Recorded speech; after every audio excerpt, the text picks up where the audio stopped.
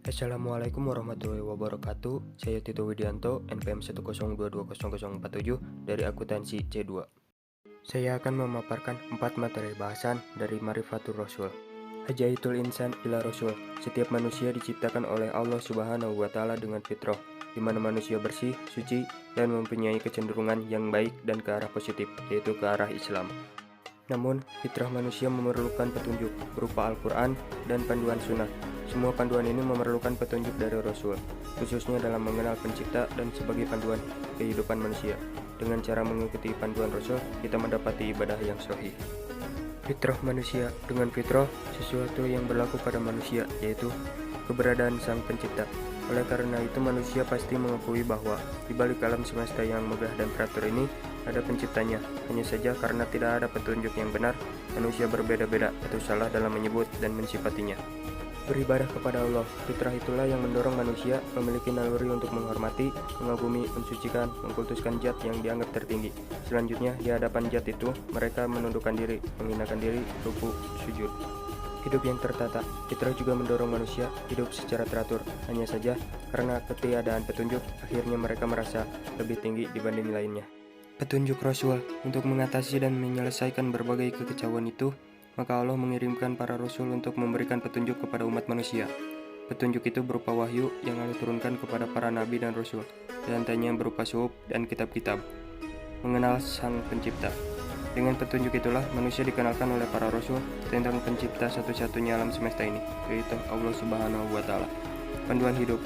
Para Rasul juga memberikan petunjuk tentang aturan-aturan yang seharusnya menjadi pedoman hidup mereka. Pedoman itu seharusnya mampu mengarahkan manusia pada jalan yang lurus. Pedoman hidup itu adalah Islam. Beribadah dengan benar. Berkat petunjuk Rasul, manusia mengenal Allah dengan benar.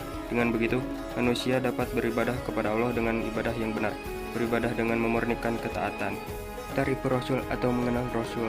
Seorang laki-laki yang dipilih dan diutus oleh Allah dengan membawa risalah kepada umat manusia. Kata Rasul adalah bentuk infinitif, baca atau masdar dari kata rasala, yang berarti utusan atau seseorang yang diutus. Ada 2 kata kunci untuk memahami definisi ar-Rasul, yaitu pertama, hamilur risalah, membawa dan menyampaikan risalah. Kedua, qudwatu fi tadbikir, menjadi qudwah atau contoh bagi umat manusia dalam melaksanakan ajaran yang dibawanya. Sebagai catatan, tidak semua orang yang membawa risalah atau ajaran dan menjadi qudwah atau contoh dapat disebut atau diakui sebagai Rasul. Karena Rasul-Rasul yang diutus oleh Allah memiliki ciri khusus. Ciri khusus seorang Rasul, pertama, memiliki sifat-sifat asasiah, yakni sifat-sifat dasar seperti sidik atau jujur, amanah atau terpercaya, tabligh atau menyampaikan, dan fatonah atau cerdas. Kedua, memiliki al-mujizat atau mukjizat, yakni perkara-perkara luar biasa yang dapat dilakukan dengan izin Allah untuk melemahkan mereka-mereka yang menentangnya. Ketiga, adanya al-bisyarat, kabar gembira kedatangan seorang Rasul ada kalanya telah diberitakan oleh Rasul-Rasul sebelumnya. Keempat, adanya an-nubuwat, berita-berita kenabian. Setiap Rasul senantiasa membawa berita dari Tuhannya melalui wahyu, berisi ajaran, perintah, dan larangan, atau peristiwa-peristiwa masa lalu dan masa yang akan datang. Kelima, adanya at-samarat, yakni hasil dakwah yang dilakukan. Di antaranya hasil dakwah yang diwujudkan Rasulullah adalah munculnya generasi unggul. Makanatur Rasul atau kedudukan Rasul. Bagi seorang Muslim, Rasulullah Shallallahu Alaihi Wasallam menduduki tempat yang sangat mulia dalam hidupnya. Kedudukan pertama, Muhammad Shallallahu Alaihi Wasallam sebagai hamba Allah. Kedudukan Muhammad Shallallahu Alaihi Wasallam adalah sebagai salah satu hamba dari hamba-hamba Allah. Sebagai seorang hamba, Rasulullah merupakan seorang manusia, memiliki nasab dan garis keturunan, memiliki jasad. Seorang manusia. Sebagai manusia, Rasulullah Shallallahu Alaihi Wasallam makan, minum, mandi, buang hajat, mengantuk, tidur, dan berkeluarga. Memiliki nasab. Aku lahir dari pernikahan, bukan dari perjinahan. Hadis riwayat Baihaqi. Rasulullah Shallallahu Alaihi Wasallam lahir dari keluarga yang bersih dari zina di tengah masyarakat yang kotor di Mekah. Nasab pilihan. Sesungguhnya Allah memilih Kinanah dari anak keturunan Ismail, memilih Quraisy dari Kinanah, memilih Bani Hashim dari Quraisy, dan memilihku dari Bani Hashim. Hadis riwayat Muslim. Memiliki jasad.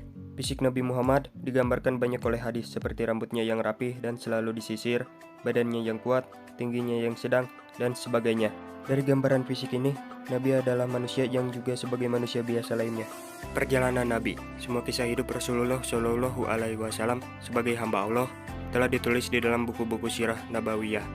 Keistimewaan sirah Nabawiyah. Sejarah hidup Nabi Muhammad paling benar dibandingkan dengan sejarah hidup nabi-nabi yang lain, dan dengan biografi tokoh-tokoh masyarakat yang ada, serta masih banyak keistimewaan lainnya. Kedudukan kedua, Muhammad Shallallahu Alaihi Wasallam adalah Rasul di antara para Rasul.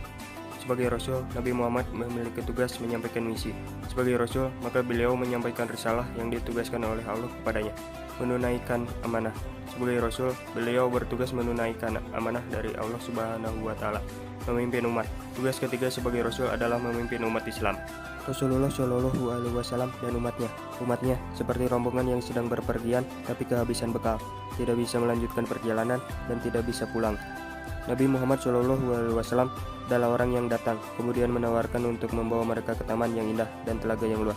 Dakwah Nabi semuanya mendapat dakwah Rasulullah Shallallahu Alaihi Wasallam yang bijak atau nasihat yang baik atau dialog yang terbaik. Fikih dakwah. Dari perjalanan dakwah Rasul, kita memperoleh ilmu tentang bagaimana berdakwah yang benar atau dikenal dengan fikih dakwah.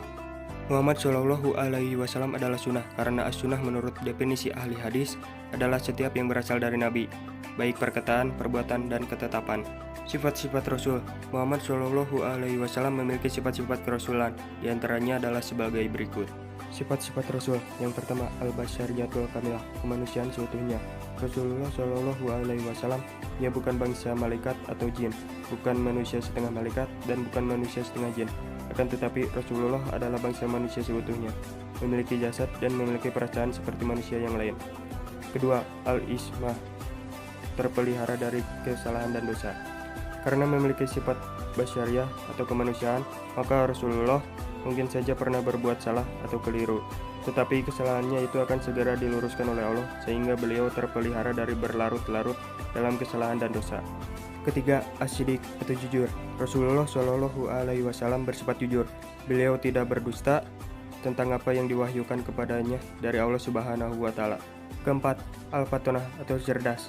Dalam menjalankan tugasnya, Rasulullah dibekali oleh Allah sifat fatonah atau cerdas, sehingga dapat menjelaskan wahyu Allah kepada seluruh umat manusia dengan sebaik-baiknya.